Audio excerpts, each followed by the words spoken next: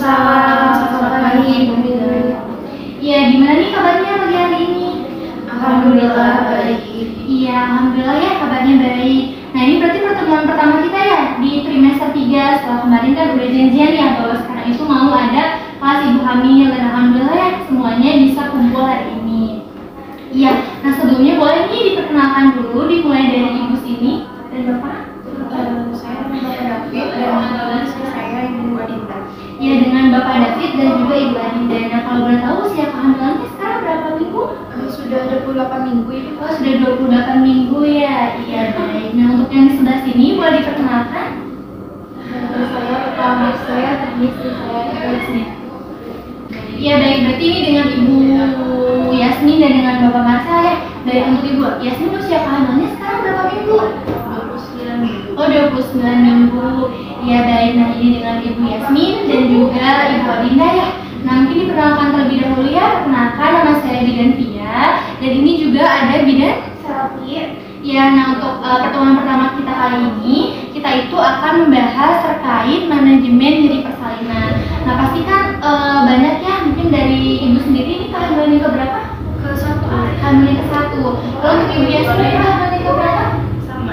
Ya, sama-sama kehamilan yang pertama ya, pasti mungkin dengar nih dari cerita-cerita orang yang di luar atau keluarga, persalinan itu pasti nyeri ya. Nah, berarti memang itu adalah hal yang normal, sebenarnya wajar, karena itu memang udah takdir kita ya sebagai perempuan.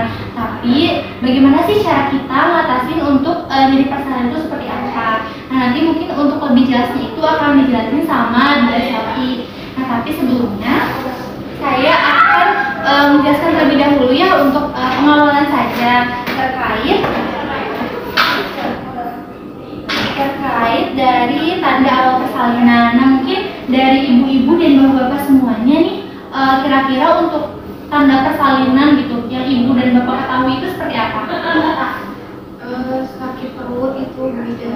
Ya, sakit perut, kontraksi gitu ya Bu ya. Nah, mungkin dari ibu yang di sini? Pecah ketuban. Pecah ketuban. Nah, Masya Allah, berarti udah pinter-pinter ya ibu-ibunya tuh. Dan juga nih harus ikut-ikut pinter sama kayak ibu-ibunya, biar nanti bisa bantu juga ibunya di rumah. Nah, bisa diperhatikan ya Bapak Ibu, untuk tanda awal persalinan itu memang benar ya tadi kata Ibu Adinda bahwa suka ada yang namanya mules sakit perut ya. Nah, biasanya itu semakin mendekati usia persalinan, berarti sekitar 37 minggu ya, itu tuh ada yang mules-mulesnya itu makin teratur dan sering dan semakin lama gitu untuk mules atau kontraksinya. Nah, selanjutnya juga ada keluar lendir bercampur darah dari jalan lahir. Nah, biasanya memang kalau ingin melahirkan gitu ya, tanda yang kedua ini adalah keluarnya lendir bercampur darah atau yang biasa disebut flek gitu ya. Nah, buat ibu-ibu, nanti misalkan kalau melihat ada lendir darah, jangan khawatir, itu merupakan tanda-tanda dari persalinan, tapi mungkin bisa segera dibilangin ke bapaknya untuk mengantarnya ke rumah sakit atau ke praktik bidan nantinya.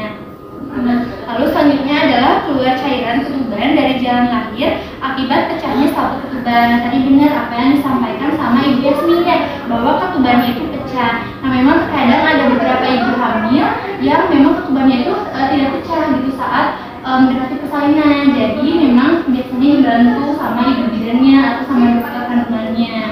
Nah, tadi dari tanda awal persalinan ini pasti kan ada tanda bahaya ya. Nah, terus pasti ibu dan bapak juga bingung. Nah, gimana sih misalkan kalau mendekati usia persalinan gitu ya, harus kemana, harus gimana gitu ya, harus cepet-cepet ke dokter, itu kondisi ibunya seperti apa? Nah, bisa dilihat ya di sini bahwa tanda bahaya pada persalinan itu yang pertama ada pendarahan lewat jalan lahir. Nah, tadi kan hanya sekedar flek saja ya, berarti lendir darah itu sedikit gitu, darahnya lebih banyak lendirnya dan biasanya itu berwarna coklat seperti itu. Nah, tapi kalau pendarahannya yang berlebihan itu merupakan hal yang berbahaya. Makanya nanti misalkan nauzubillah gitu ya Pak Bu, misalkan kalau ada darah yang keluarnya banyak, maka segera ya datang ke rumah sakit. Lalu yang kedua adalah tali pusat atau tangan bayi itu keluar dari jalan lahir. Nah, nanti misalkan kalau ibu merasa ada yang keluar gitu ya dari daerah vagina ibu, dari kelamin ibu waktu dipegang, oh ternyata ini tali pusat dan juga tangan bayi, nah itu harus segera langsung ke rumah sakit saja gitu. Selanjutnya adalah ibu tidak kuat mengejar, namanya terkait hal ini nomor 3 itu makanya untuk energi seperti itu harus segera diperbaiki gitu untuk ibu. Jadi ibu tuh harus mengkonsumsi makanan-makanan yang memang dapat menyerapnya itu cepat gitu. Jadi energi yang dikeluarkannya itu dibutuhkan itu lebih cepat juga keluarnya. Lalu untuk yang keempat, ibu mengalami kejang. Nah biasanya untuk ibu yang mengalami kejang itu adalah eklamsi namanya. Jadi tekanan darah ibu tuh lebih gitu, lebih dari 140 gitu. Jadi mungkin untuk ibu bapak misalkan tekanan darahnya harus segera dicek gitu ya secara rutin agar menghindari yang namanya kejang-kejang atau eklamsi. Selanjutnya adalah air ketuban keruh dan berbau. Nah kan untuk bapak nih sama ibu tahu nggak misalkan air ketuban yang normal atau yang bagus itu seperti apa? Yang bening, jernih, dan Iya betul banget ya ibu. Jadi buat air ketubannya itu harus berwarna yang jernih gitu ya. Nah kalau yang berbahaya tuh air ketuban itu biasanya keruh, berbau, bahkan ada yang sampai hijau seperti itu. Nah yang selanjutnya adalah biasanya ibu tuh gelisah dan mengalami kesakitan yang hebat gitu. Nah biasanya kan untuk kontraksi itu ada waktunya gitu ya. Nah tapi misalkan kalau ibu kontraksinya terlalu berlebih gitu ya sampai kuat banget, tapi ibunya nggak kuat untuk mengatasi rasa nyerinya, mungkin langsung aja dibawa ke rumah sakit aja ibunya atau ke praktik bidan. Nah untuk proses persalinan sendiri nih ibu dan bapak apakah sudah tahu untuk proses persalinan itu bagaimana saja gitu? belum tahu. Belum tahu ya. Nah untuk proses persalinan itu ada yang disebut persalinan itu spontan gitu ya, jadi langsung tanpa bantuan alat apapun. Nah seperti tadi kan ada kontraksi ya, dan misalkan kontraksinya stabil terus juga tidak berkurang, kontraksinya ada yang kuat, nah biasanya itu akhirnya lebih ke spontan gitu, cepat untuk persalinannya. Nah tetapi misalkan kalau yang kedua itu ada persalinan dengan tindakan. Nah biasanya itu buat ibu yang tidak kuat mengejar gitu ya, yang tidak kuat dan kontraksinya pun juga tidak kuat, biasanya itu dibantu sama yang namanya alat vakum gitu ya. Jadi dari bahan itu disedot biar lebih cepat gitu keluarnya, takutnya berbahaya gitu ya bagi ibu dan juga janinnya. Nah selanjutnya juga kan ada yang udah biasa didengar gitu ya untuk persalinan yang di sesar gitu ya, di operasi sesar seperti itu. Ya baik, nah mungkin boleh sama mungkin ditanya dulu ya nih buat ibu dan bapak ada yang ingin ditanyakan terlebih dahulu nggak terkait materi-materi yang tadi dijelaskan? Saya mau nanya kalau misalkan ada yang kontraksi misalkan palsu itu Ya, nah buat kontraksi yang asli sama palsu. Nah untuk kontraksi palsu sendiri ini biasanya memang ibu itu kondisinya masih bisa tersenyum biasanya, jadi nggak mengalami rasa sakit yang berlebihan banget gitu. Ibunya juga masih bisa beraktivitas dan biasanya juga ibunya tidak lama gitu untuk kontraksinya dari jaraknya itu. Nah tapi misalkan kalau untuk kontraksi yang asli biasanya itu cenderung lebih kuat dari kontraksi palsu gitu, dan biasanya tuh ditandai dengan ada beberapa tanda dari persalinan. Jadi selain ada kontraksi pasti nanti ada pengeluaran darah juga, darah yang ada di bibirnya itu ada flatnya seperti itu. Dan biasanya untuk kontraksi yang asli itu ibunya udah nggak kuat ngapa-ngapain pak, bahkan untuk senyum juga nggak bisa gitu ya. Pasti pinginnya tuh kayak cepet-cepet lahiran gitu. Ya baik, apakah ada yang ditanyakan lagi? Ya boleh Bu Marcel. mau tanya kalau misalnya istri saya mengalami kontraksi gitu ya, tiba-tiba gitu saya belum persiapan apa yang harus saya lakukan? Ya, nah misalkan nih kalau bapak tiba-tiba ibu kontraksi gitu ya, nggak kuat pingin lahiran, nah yang pasti dalam diri bapaknya juga jangan panik terlebih dahulu ya pak ya. Soalnya kasihan nanti kalau bapak panik, ibunya juga makin panik gitu ya, ibu yang ngalaminnya gitu. Nah jadi bapak bisa tenangin diri dulu bapak ya, bisa tarik nafasnya, istighfar gitu ya. Nanti bapak bantu ibu buat tenangin diri juga. Nanti bapak bisa panggil keluarga gitu ya yang ada di rumah untuk membantu ibu. Misalkan kalau di rumah ada kendaraan, ada mobil. Nah misalkan kalau udah disiapin nih untuk kendaraannya, nah nanti boleh minta bantuan keluarganya untuk membantu ibu masuk ke mobil seperti itu. Dan misalkan kalau bapak posisinya lagi tegang nih ya, maksudnya lagi takut gitu ngeliat kondisi ibu, sebisa mungkin bapak jangan yang menyetirnya ya pak ya, dibantu saja sama keluarga yang ada gitu, takutnya ada apa-apa di jalan gitu. Ya baik, apakah ada yang ditanyakan terlebih dahulu nih, didiskusikan terlebih dahulu? Sudah cukup. Oke, karena sudah cukup mungkin bisa dilanjut aja nih sama Bida Selfie terkait cara untuk mengatasi jadi persalinan. Nah boleh Bida Selfie dilanjut. Baik Bapak Ibu, perkenalkan ya, nama saya Bidan Salki. Di sini saya akan menjelaskan tentang manajemen nyeri persalinan. Boleh ya dilihat, kelihatan nggak Bapak Ibu? Kelihatan. Baik.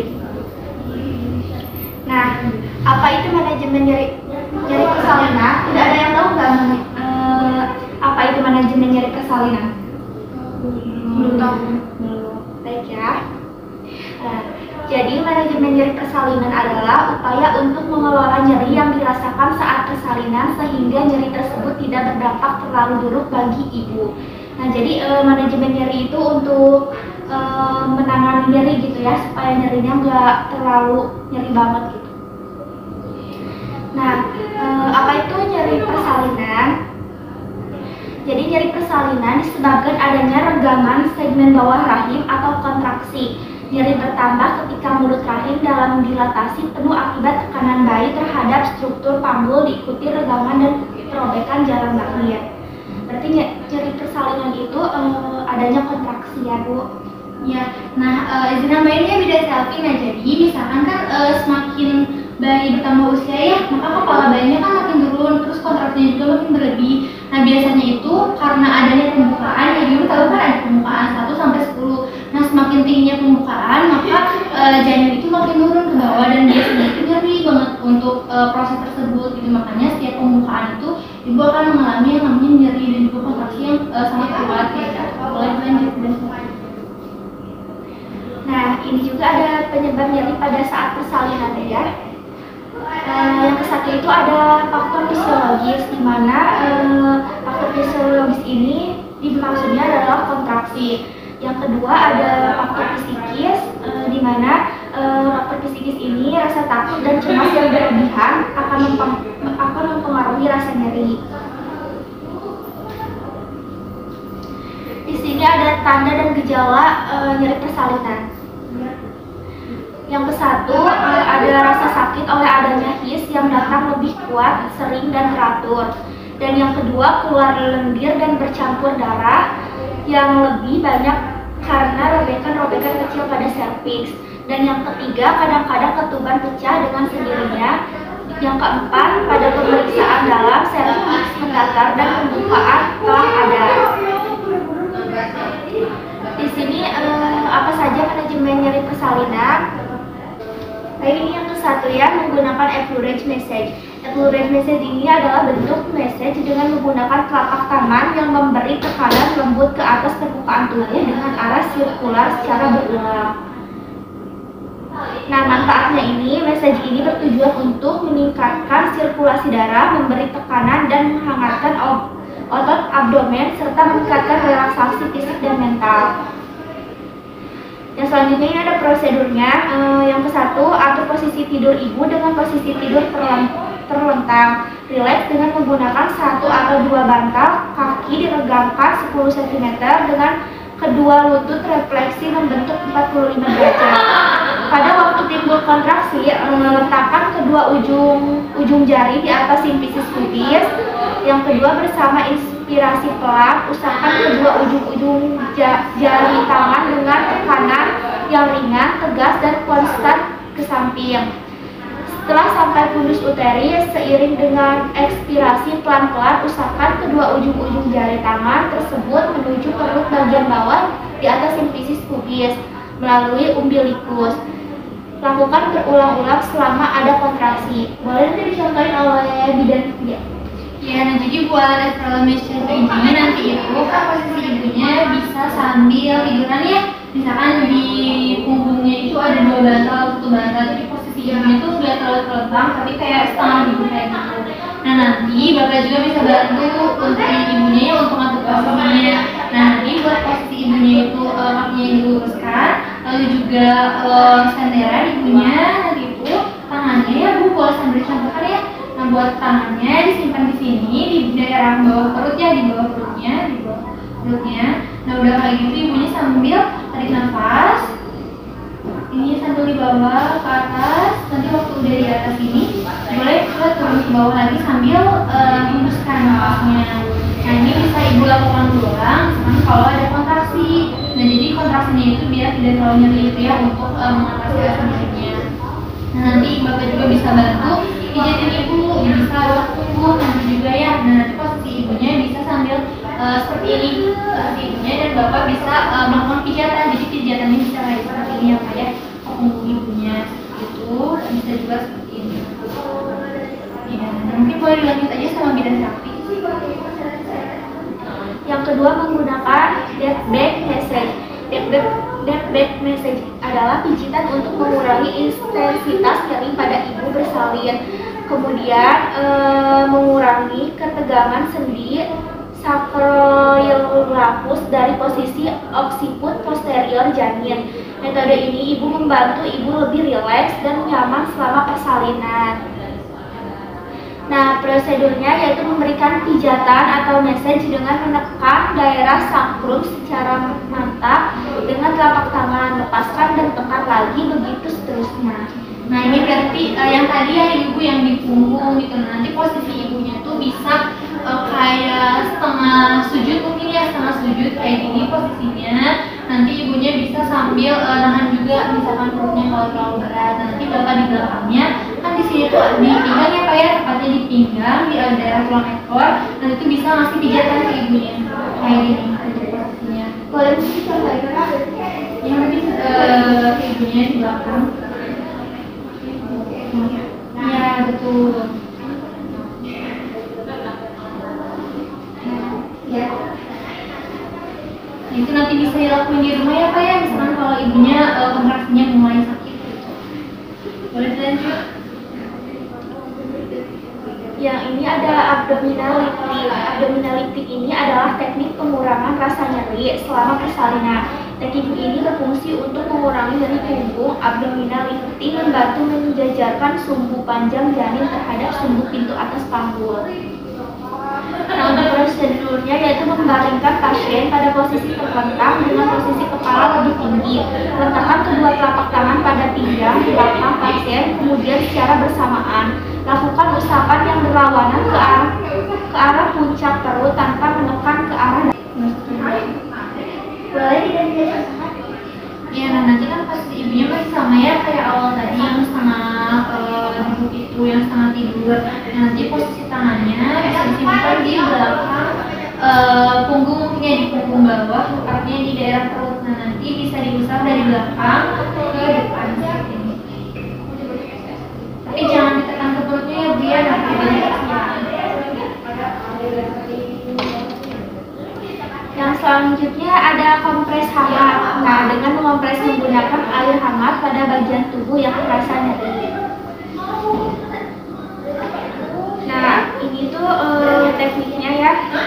Ini relaksasi, yaitu menarik nafas dalam, mendengarkan musik, menggunakan aromaterapi. Iya, nah ini kan latihan juga ya, tarik nafas dalam yang untuk tadi ibu sakit itu. Nah nanti juga ibu bisa bapak bisa bantu ibu ya untuk dipimpin juga tarik nafasnya kayak gitu. Lalu juga nih misalkan ibu yang suka dengerin musik itu biar lebih tenang, bisa di setelin juga musiknya. Lalu juga bisa menggunakan aromaterapi. Nah aromaterapinya seperti yang tadi yang di depan ini, jadi bisa dinyalain di rumah biar ibunya lebih tenang dan lebih rileks lagi gitu. Mungkin cukup sekiannya sudah selesai. Boleh kembali lagi ke dia. Ya, nah terkait manajemen nyeri ya, cara mengatasi nyerinya tadi ada pijat juga, terus juga ada relaksasi juga ya yang dengerin musik, terus juga bisa tarik nafas dalam, bisa pakai aromaterapi. Nah dari bapak sama ibu sendiri ada yang ingin didiskusikan terlebih dahulu tidak? Ya, sudah cukup mengerti. Mungkin nanti untuk bahan yang sudah disampaikan sama Bidan Sakti bisa dibawa ke rumah juga ya bu ya, biar sebagai pengingat juga buat bapak dan ibu nanti di rumah. Nah mungkin sebelum ditutup nih, bisa nih ada yang mau kita tanya dulu ya Bidan Selfie tentang materi-materi yang tadi kita refresh atau flashback lebih dahulu sebelum kelas hari ini kita selesaikan. Nah mungkin boleh buat siapa aja ya, buat ibu siapa aja, untuk tanda persalinan tadi bagaimana Pak Bu, apa saja boleh disebutkan? Iya mungkin boleh soal Ibu Adinda. Iya, tanda persalinan itu merasa mulas, terus keluar lendir darah, sama keluar ketubannya itu air ketubannya udah pecah. Ya, Masya Allah, hebat sekali nih 100 view buat pesanan buat Ibu Bunda. Nah, bisa juga buat Ibu Yasmin, apakah benar? Benar. Ya, oke, berarti kita lanjut ya. Mungkin tadi kan ada tanda persalinannya, lalu untuk tanda bahayanya mungkin boleh disebutkan? Munculnya pendarahan berlebihan. Ya, betul. Terus apa lagi? Ya, betul, eklamsia, tadi tekanan darahnya tinggi, jadi bisa menyebabkan kejang. Lalu Tidak kuat mengejar. iya, selanjutnya ketubannya berwarna. Ketubannya keruh dan lelah. Ya, oke, berarti udah pintar-pintar nih buat ibu-ibu jawabannya. Oh, Masya Allah. Nanti mungkin dari Bida Selfie ada yang bertanya dulu nggak nih ke ibu sama bapak yang ada di sini? Oh iya, tadi kan cara mengatasi manajemen nyerinya, kira-kira boleh disebutkan apa aja? Boleh, Bapak? Liquid message, Iya. terus abdominal breathing, sama teknik relaksasi yang pakai aromaterapi, musik, sama tarik nafas. Wah, Masya Allah, pertama nih banget. Dan pintar-pintar ya, berarti ibu dan bapak yang ada di sini berarti tadi menyimak dengan baik ya. Masya Allah, luar biasa. Nah, mungkin dari ibu bapak, apakah ada yang ditanyakan? Sudah cukup. Ya, baik, karena sudah cukup, mungkin kita akhiri saja ya untuk sesi pertemuan pertama kita di trimester ketiga ini. Nanti akan ada pertemuan selanjutnya. Nah, mungkin untuk pertemuan selanjutnya, apakah ada yang ingin mengajukan nih untuk kapan gitu ya waktunya? Lusa boleh? Boleh. Berarti untuk lusa kita bertemu lagi ya di sini. Mau jam berapa ibu untuk waktunya? Jam sekitar jam 8 aja mungkin. Ya, baik. Berarti untuk lusa sekitar jam 8 ya, mungkin ibu bapak bisa kembali lagi ke sini. Nanti akan ketemu sama saya lagi, Bidan Fira dan juga Bidan Selfie. Nanti kita akan membahas terkait persiapan apa saja sih yang dibutuhkan untuk nanti persalinan. Nah, mungkin bisa disiapkan dulu nih, ibu baca-baca dulu aja ya. Nanti misalnya kalau ada yang tidak mengerti, boleh nanti ditanyakan saat sesi kedua nanti. Ya, mungkin sekian. Terima kasih Bapak Ibu atas waktunya. Semoga ilmunya bermanfaat. Nanti untuk materinya akan dikasihkan ya sama Bidan Selfie. Terima kasih, Mas Ida. Ya, sama-sama. Hati-hati di jalan ya, Bapak, Ibu. Hati-hati ya.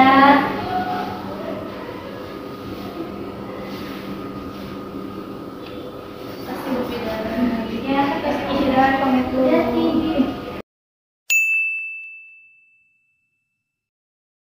Ya, selamat pagi Ibu, Bapak. Jadi kita ketemu lagi ya di pertemuan kedua kita terkait perencanaan persalinan yang sudah kita rencanakan di pertemuan kemarin ya. Nah, mungkin ini dengan Ibu Adinda dan juga dengan Ibu Yasmin. Ya baik, mungkin kembali lagi bersama kami ya ibu-ibu, bapak-bapak, sama Bidan Tia dan juga Bidan Selfie. Kita di sini akan memberikan ilmu gitu ya, pemaparan terkait perencanaan persalinan. Ya mungkin boleh dimulai dari Bidan Selfie terlebih dulu aja ya. Baik, boleh ya. Di sini ada dalam persalinan ada 4 hal yang perlu dipersiapkan, yaitu diantaranya persiapan fisik. Dalam menyiapkan kondisi fisik, ibu perlu menyiapkan makan makanan bergizi dan minum yang cukup banyak. Tetap melakukan aktivitas seperti berjalan pagi atau kegiatan rumah lainnya, dan tetap istirahat yang cukup. Untuk mengetahui teknik memedam dan bernapas yang baik juga dapat memperlancar dan memberikan ketenangan dalam proses persalinan. Nah ya, jadi persiapan fisik ini yang paling penting gitu ya dalam diri ibunya gitu, dari segi gizinya juga atau juga dari segi istirahatnya. Nah biasanya ibu makan berapa kali kalau dalam sehari? 3 kali. 3 kali. Itu dalam porsi yang seperti apa? Porsi sedang. Porsi sedang. Kalau ibu Yasmin? Sama 3 kali juga. 3 kali sehari. Ada permasalahan nggak dengan makannya gitu? Nggak ada sih. Nggak ada ya, berarti udah lebih enak gitu ya dari trimester sebelumnya. Nah, untuk istirahatnya sendiri sekarang bagaimana? Saya biasanya kalau malam suka susah tidur, Kadang kadang suka ini merasa sakit. sakit, nah sakit kram perut gitu ya. Nah untuk ibu Yasmin tidurnya normal, kurang lebih 7 jam. Ya, alhamdulillah berarti emang Ibu Adinda semua merasakan gitu ya. Ya, nanti bakal kita lanjut lagi mungkin untuk pembahasan terkait sahamnya akan di lain waktu. Mungkin boleh dilanjut dulu. Yang kedua ada persiapan psikologis. Salah satu yang harus dipersiapkan ibu menjelang persalinan yaitu hindari kepanikan dan ketakutan dan bersikap tenang, di mana ibu hamil dapat melalui saat-saat persalinan dengan baik dan lebih siap serta meminta dukungan dari orang-orang terdekat. Perasaan takut dalam persalinan dapat diatasi dengan meminta keluarga atau suami untuk memberikan sentuhan kasih sayang, meyakinkan ibu bahwa persalinan dapat berjalan lancar. Nah iya, untuk yang kedua ini ada terkait dari psikologisnya. Nah bukan hanya fisik, ternyata psikologi juga penting gitu ya. Karena kan ada yang bilang katanya penyakit itu datangnya dari pikiran. Nah jadi untuk ibu-ibu yang di sini agar lancar gitu ya persalinannya, maka diperlukannya persiapan secara psikologis. Nah nanti bapak juga bisa menjadi pendamping persalinan nanti di saat ibunya melahirkan. Jadi bisa memberikan dukungan dan semangat juga gitu. Jadi ibu tidak merasa berjuang sendirian seperti itu. Lanjut. Nah, yang ketiga itu ada persiapan finansial, merupakan suatu kebutuhan yang mutlak harus disiapkan di mana berkaitan dengan penghasilan atau keuangan yang dimiliki untuk mencukupi kebutuhan selama kehamilan berlangsung. Sampai persalinan seperti menyiapkan biaya persalinan, menyiapkan popok bayi dan perlengkapan lainnya. Ya mungkin nyambung yang tadi ya untuk ibu Dinda. Yuk.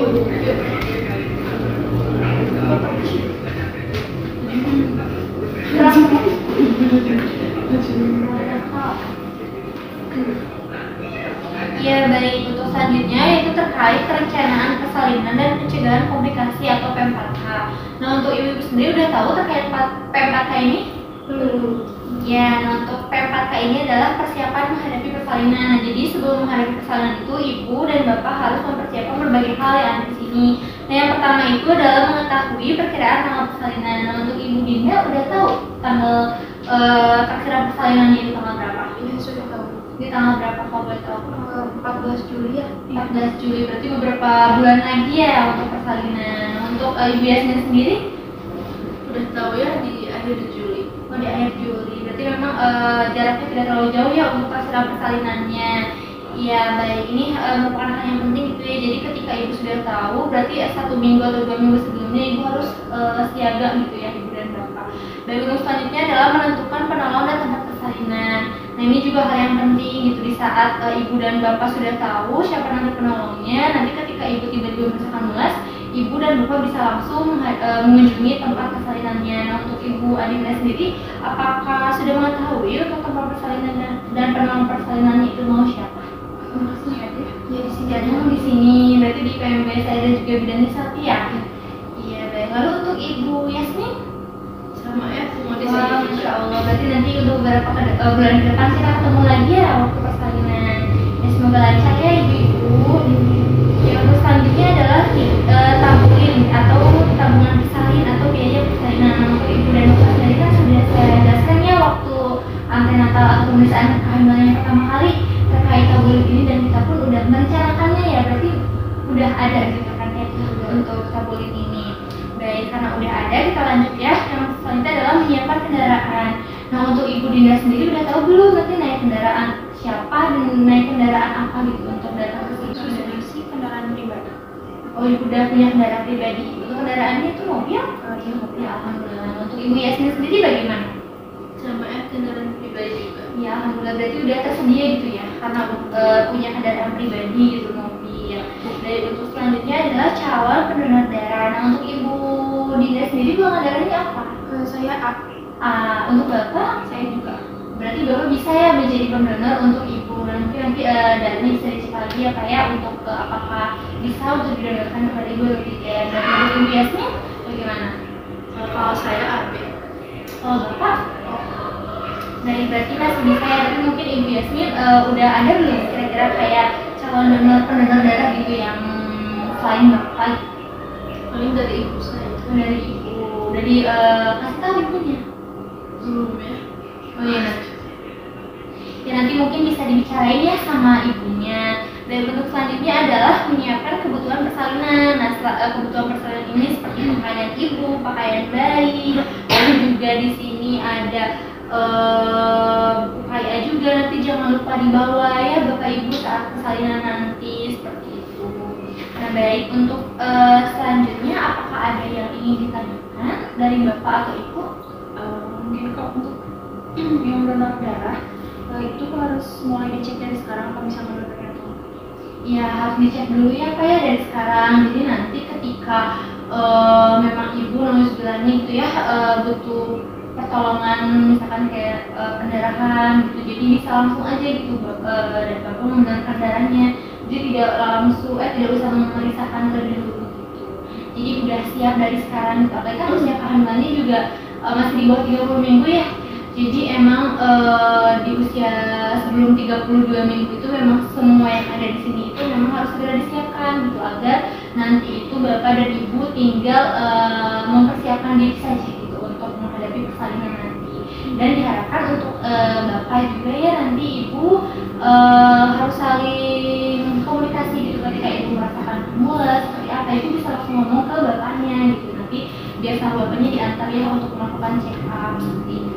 Dan untuk persiapan lainnya nih, kira-kira nanti Ibu apakah siap untuk melakukan IMD? IMD itu inisiasi menyusui dini, jadi nanti itu BDB-nya langsung disusuin gitu. Apakah siap? Siap. Insya Allah siap ya. Baik, untuk pertemuan kali ini apakah ada yang ditanyakan kembali atau kita luruskan? Sudah cukup. Ya baik, mungkin boleh nih sebelum selesai kita tanya lagi gitu ya terkait perencanaan apa saja. Mungkin jika Ibu dan Bapak tadi mendengarkan mungkin bisa menjawab ya. Nah, untuk persiapan menghadapi persalinan ini apa aja? Sudah nabuli, terus persiapan dari alat-alat, bukan alat-alat kayak baju-baju gitu. Ya, Masya Allah, jadi sudah mengetahui gitu ya, berarti alhamdulillah dari Bapak dan Ibu berarti memperhatikan. Ya baik, mungkin dari bidang tapi ada yang ditambahin? Mungkin sudah cukup. Sudah cukup. Ya baik, mungkin karena jika tidak ada yang ingin didiskusikan kembali, mungkin untuk materinya nanti akan dikirimnya ke Bapak dan juga Ibu untuk sebagai pengingat juga, nanti bisa dibaca-baca ulang. Nanti misalkan kalau ada yang masih belum paham boleh hubungi saya dan juga beliau. Terima kasih Bu Bidan, terima kasih Bapak. Ya.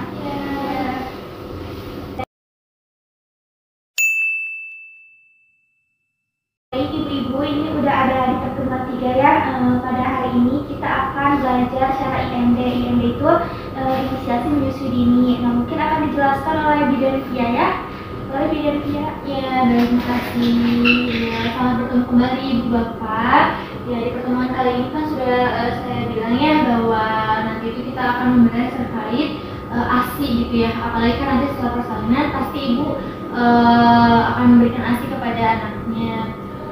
Baik, mungkin sebelumnya nanti karena nanti kita akan ada praktik juga, mungkin ini ada lihatnya Bu, Bapak bisa dipegang dan dibaca terlebih dahulu untuk materi kita. Lalu mungkin ini dedenya bisa dipegang ya, ini untuk nanti tutorialnya.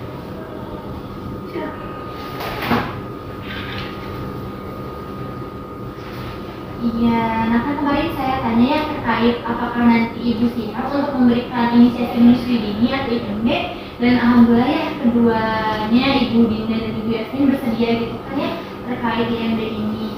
Nah, untuk IMD ini adalah meletakkan bayi di dada Ibu dan dibiarkan mencari puting susu ibunya dalam setengah sampai 1 jam setelah kelahiran. Nah, biasanya waktu dedenya lahir itu langsung disimpan di dada Ibu untuk diberikan ASI selama setengah jam sampai 1 jam. Nah, untuk ibu-ibu yang ada di sini atau Bapak, apakah sudah mengetahui terkait cara untuk memberi ASI itu seperti apa? Belum tahu. Ya mungkin ada yang udah tahu nih manfaat dari ASI itu apa? Sebagai nutrisi buat bayi. Nutrisi bayi. Masya Allah, berarti udah sedikit tahu gitu ya, udah luar biasa berarti terkait ASI ini manfaatnya. Nah, mungkin bisa dilihat ya Ibu di slide yang yang telah saya berikan terkait manfaat ASI. Nah, untuk manfaat ASI di bayi itu yang pertama benar tadi ya, untuk sebagai sumber nutrisi dan kalori. Nah, dimana berarti ASI ini merupakan hal yang sangat penting gitu bagi bayi. Maka dari itu memang pemberian ASI ini diberikan dari awal tadi proses IMD sampai usia 2 tahun seperti itu. Terus selanjutnya adalah perlindungan optimal dari berbagai penyakit. Nah, ASI ini bisa digunakan sebagai obat dari yang namanya penyakit, sehingga bayi yang diberikan ASI cenderung ketahanan tubuhnya itu lebih kuat. Untuk yang ketiga adalah meningkatkan kecerdasan IQ bayi karena mengandung nutrien untuk sel otak. Nah, jadi ASI ini manfaatnya berarti banyak sekali ya untuk kepintaran dan kecerdasan bayi juga. Selanjutnya adalah meningkatkan perkembangan emosi dan kepribadian dan kepercayaan diri sang anak. Lalu untuk ibunya sendiri, apa sih manfaatnya? Nah, yang pertama itu ibu menjadi lebih bahagia, bangga, percaya diri karena dapat memberikan hal terbaik bagi bayinya. Nah, berarti ibu nanti bagaimana rasanya kalau menyusui? Senang. Senang berarti ya, bangga gitu, bahwa apalagi ASInya udah keluar gitu ya. Nah, biasanya karena ada yang namanya hormon oksitosin, di mana hormon oksitosin ini yang adalah hormon kebahagiaan gitu, dan akan keluar saat ibu menyusui anaknya. Lalu selanjutnya adalah meningkatkan hubungan emosional antara ibu dan bayi. Nah, pemberian ASI ini bisa dibilang untuk menjalin keterikatan antara ibu dan anak juga. Lalu adalah mengurangi perdarahan setelah melahirkan. Nah, yang ketiga ini bisa dijadikan sebagai salah satu cara untuk mengatasi pendarahan pada ibu. Makanya kenapa tadi langsung diberikan IMD ya, setengah jam sampai 1 jam setelah melahirkan. Selanjutnya adalah mempercepat rahim atau kandung kemih menjadi kecil kembali, lalu juga meningkatkan kualitas kesehatan ibu. Nah, lalu untuk selanjutnya terkait apa saja sih yang dapat menyukseskan gitu ya ASI eksklusif. Yang pertama itu adalah dukungan keluarga, baik yaitu menyusui sering mungkin. Nah, kenapa sih ibu itu harus menyusui sering mungkin? Selain manfaatnya tadi kan ASI itu bisa beku gitu ya, jadi nggak ngebagel gitu di ibunya. Lalu yang kedua adalah makan makanan bergizi seimbang dan minum yang cukup. Nah, ini dengan makanan yang seimbang dan minum yang cukup itu dapat menunjang produksi ASI. Selanjutnya adalah istirahat yang cukup. Nah, jadi ibu jangan banyak pikiran, jangan banyak stres. Makanya bapak-bapak juga bisa ya memberikan semangat kepada ibu dan juga bisa membantu ibu untuk memberikan ASI. Selanjutnya adalah lakukan relaksasi, nah seperti yang pijatan, seperti itu, pijat laktasi. Selanjutnya adalah sering cuci tangan dan juga bersihkan puting susu dengan air bersih. Nah, jadi sebelum diberikan ke dedenya, nanti ibu jangan lupa untuk cuci tangan terlebih dahulu, lalu juga bersihkan area putingnya seperti itu. Nah, lalu ini posisi dan kelekatan menyusui yang benar. Nah, mungkin boleh sambil digendong dedenya sama ibunya. Nah, iya. Nah, jadi pastikan kepala dan badan bayi itu lurus seperti ini. Kepala dan badan bayi itu lurus seperti ini posisinya. Lalu wajah bayi itu harus menghadap ke payudara. Jadi jangan sampai bayinya itu ke atas seperti ini. Jadi langsung berhadapan dengan payudara. Selanjutnya adalah di mana mulut bayi itu harus terbuka lebar dan bibir bawahnya itu diputar keluar, lalu dagu bayi itu menempel pada payudara ibu. Nah, lalu untuk bagian yang nanti masuk ke mulut bayi itu bukan hanya bagian puting saja, tapi bagian areolanya seperti itu. Soalnya kenapa? Karena produksi ASI itu untuk memproduksi ASI itu ada di bagian areolanya seperti itu. Jadi bisa merangsang ASI untuk keluar. Nah, jadi posisinya itu seperti ini. Jadi areolanya ikut masuk. Iya, areolanya ikut masuk dan juga bisa biar ibunya juga nggak lecet seperti itu, dan ASI yang keluarnya pun akan lebih banyak gitu. Dan untuk posisi dari menyusui itu ada beberapa. Nah, ibu bisa seperti ini, mau ditunggu ya ibu-ibu. Nah, untuk posisinya itu bisa dibantu sama bantal. Nah, mungkin Bapak boleh dibantu ya ibunya. Nah, bantalnya disimpan di sini biar ibunya enggak pegel. Terus juga ibu nanti bisa nyindir juga. Itu yang disebut namanya cradle hold. Nah, lalu ada cross cradle hold. Nah, posisinya seperti ini. Jadi tangan kita yang sebelah sini itu dipegang di sini, di belakang badannya. Nah, ibunya kayak gini. Jadi si tangan ini itu ngedeketin ke daerah puting atau ke daerah payudara seperti itu, menopang kepalanya. Dan untuk yang selanjutnya juga bisa sambil tidur ibunya, misalkan kalau capek banget gitu ya, nah ibunya bisa tidur dan posisinya tuh bisa seperti ini, misalkan nah dede bayinya bisa disimpan di sini. Kasur, nanti mungkin bisa lakukan saat nanti dedenya udah lahir ya, mungkin sekarang masih susah gitu ya, soalnya terhalangi sama perut. Iya, nah untuk saja apakah ada yang ingin ditanyain dulu Bapak, Ibu? Tanya Bu Bidan, kalau misalnya cara mencegah puting kita biar gak lecet itu gimana ya? Iya, nah tadi yang seperti dibilangin ya, kalau biar gak lecet itu posisinya memang dedenya itu harus dagunya itu kena payudara gitu biar si areola ya di daerah areola ini sekitaran puting ini masuk. Jadi bukan hanya daerah putingnya aja gitu yang masuk ke mulut bayi gitu, biar gak lecet gitu kan. Ya. Ada yang ditanyain lagi atau didiskusikan lagi sebelum kita lanjut? Mungkin sudah cukup ya, berarti udah tahu ya untuk posisinya. Nah, selain untuk menyusui juga, nah ibu sendiri udah tahu terkait memerah ASI? Belum. Ya, nah untuk memerah ASI sendiri ini manfaatnya banyak ya ibu-ibu, bisa dibaca di leafletnya. Yang pertama adalah mengurangi pembengkakan dan penyumbatan pada payudara. Nah, jadi untuk mencegah terjadinya pembengkakan, ibu bisa memerah ASI-nya. Nah, lalu gimana sih cara memerah ASI-nya? Nah, yang pertama, yang pasti ibu harus cuci tangan terlebih dahulu ya pakai sabun. Soalnya kan nanti takutnya gitu ibu lupa enggak membilas dulu bagian payudaranya atau putingnya, nanti langsung dimasukin ke mulut bayi gitu kan. Takutnya kenapa-napa, jadi dicuci dulu tangannya. Lalu posisinya itu senyaman mungkin. Nah, jadi untuk caranya itu bagian payudaranya bisa dipegang seperti ini, kayak ditampung. Lalu untuk bagian sininya bisa sedikit dipencet. Jadi dipencetnya itu bukan bagian putingnya, soalnya nanti sakit. Jadi bisa dimulai dari bagian areola ya, yang bagian pengeluaran puting ini bisa diginiin, langsung diginiin untuk mengecek pengeluaran atau memerah ASI juga. Posisinya seperti ini, seperti itu. Lalu juga memerah ASI kan biasanya pakai alat ya, kalau zaman sekarang lebih canggih gitu ya, nggak harus pakai tangan kayak gitu.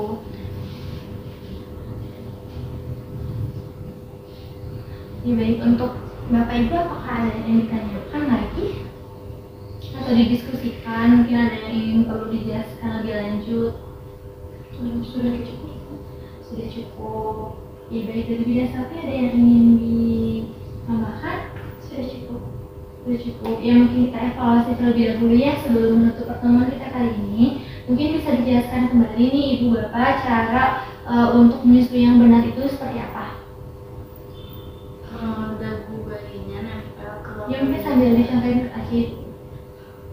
Untuk dagu bayinya itu nempel ke payudara kita dan dihadapkan ke wajah bayinya itu dihadapkan ke payudara kita. Terus juga di apa yang dihisapnya itu dari areola, dari daerah hitam, jangan puting aja.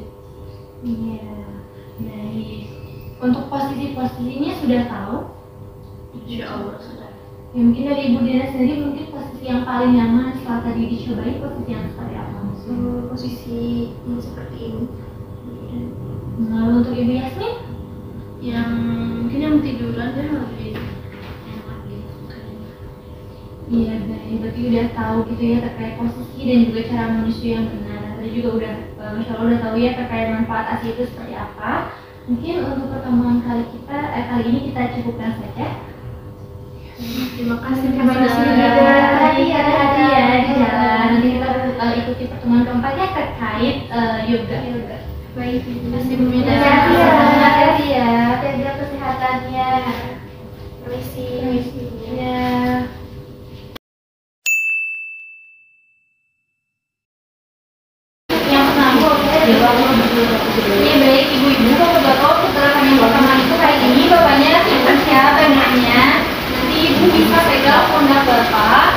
udah dipegang itu agak turun, nah nanti bapak bantu pegang pundak ini juga ya.